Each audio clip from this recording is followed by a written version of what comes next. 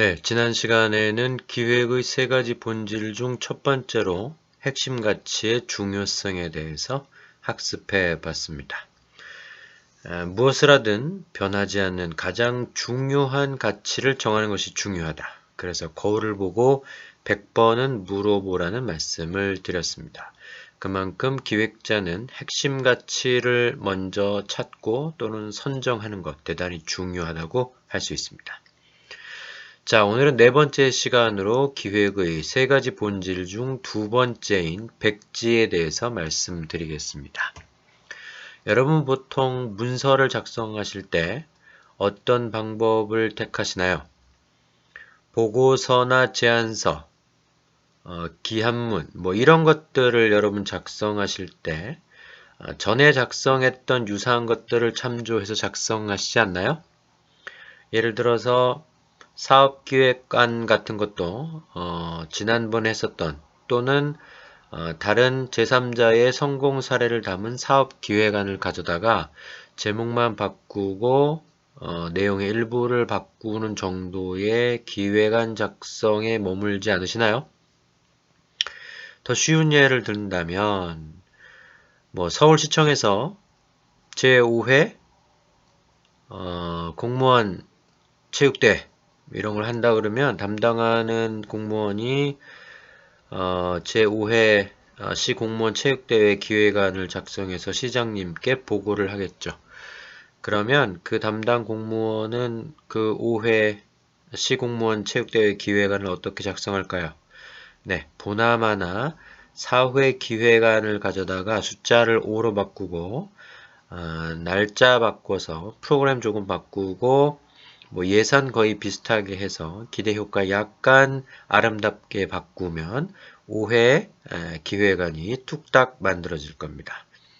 아마 일정만 확정이 되면은 3, 4일 안에도 보고를 올릴 수가 있겠죠. 그러나 기획 전문가가 봤을 때 그러한 문서는 기획안이든 제안서든 간에 빵점짜리라고 설명을 드릴 수가 있겠습니다.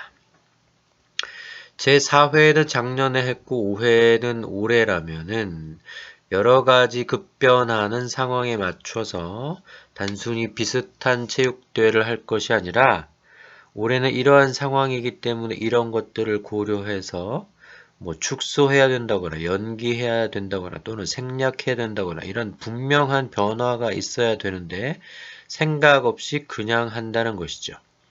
예를 들어서 작년에 체육대회를 했을 때는 이런 것들이 재밌었다. 이건 조금 시간 낭비였다. 이것은 상당히 위험 요소가 있었다. 이러한 것들을 설문조사를 한다던가 아니면 여론조사를 한다든가 아니면은 공모를 통해서 프로그램을 개발한다든가 이런 노력들이 필요한데요.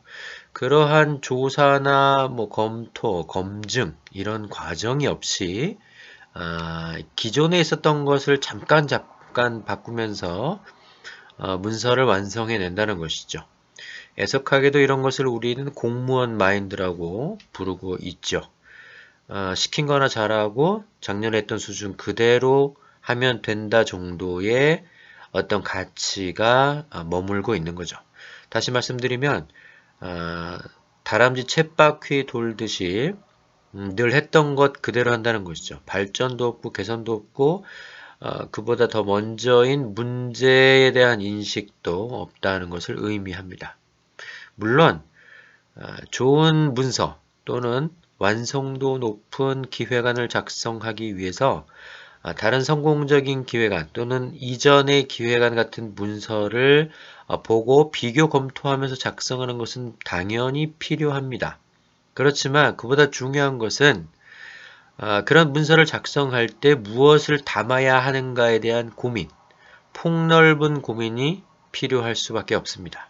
그 고민들이 다 이루어져서 문서를 작성하게 되는 그 상황에서 그 중간에 기존에 있는 문서를 비교 검토해서 어떤 것이 더 나아졌다 또는 이것은 빠뜨렸다 이런 평가가 되어야 하는데 처음부터 이미 채워진 문서로 시작을 한다는데 큰 문제가 있다는 것입니다. 그렇기 때문에 백지 상태에서 뭔가를 작성하기 위해서 노력해야 될 것들이 필요로 하겠죠. 가장 중요한 것은 먼저 그 문서의 제목에 대한 지식과 정보를 확보하는 것입니다. 물론 무한기간 확보할 시간이 주어지는 건 아니겠죠. 정해진 시간에 최적의 지식과 정보를 확보해서 문서에 녹이는 것, 그것이 바로 기획자가 해야 할 책임이자 의무라고 할 수가 있겠습니다. 자, 그렇다면 나는 백지 상태에서 도무지 문서를 작성할 수가 없어요. 해본 적이 없는 걸요? 그렇죠. 누구나 사회생활을 하다 보면 처음 만들게 되는 문서가 대부분입니다. 하다못해 신입사원으로 들어갔는데 위에 있는 대리가 신입사원한테 다음 주까지 사장님한테 이거 보고해야 합니다. 보고서 양식 하나 줄 테니까 그거 보고 잘 작성해서 필요한 내용 삽입해서 보고하도록 하세요. 하겠죠. 그러면 벌써 그 신입사원은 백지 상태의 고민은 없었던 거예요. 선배가 준 어느 정도의 포맷, 틀에 따라서 문서를 바로 작성하기 시작했다는 것이죠.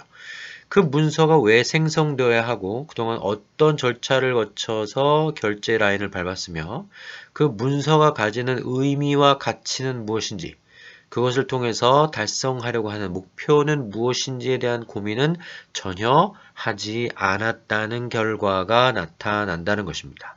그렇기 때문에 만약에 신입사원에게 문서 작성을 맡기는 지시를 한다면 이러이러한 문서를 만드는데 어떤 키워드나 어떤 준비할 내용들이 포함되는지를 먼저 빈 종이에다가 잔뜩 적어보라고 지시하는 게 훨씬 더 효과적일 수 있습니다.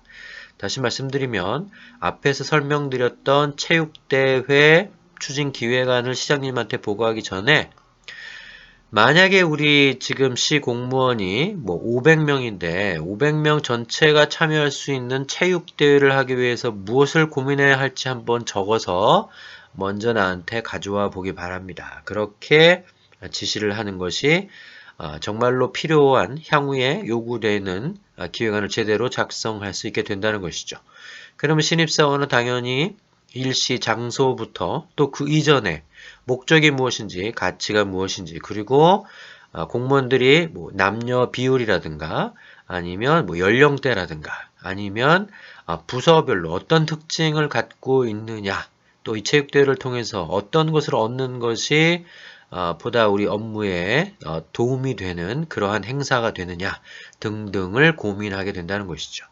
그래서 반드시 어떤 문서를 막론하고 맨 땅에 시작하는 것이 무엇보다 중요하다는 말씀을 꼭 드립니다.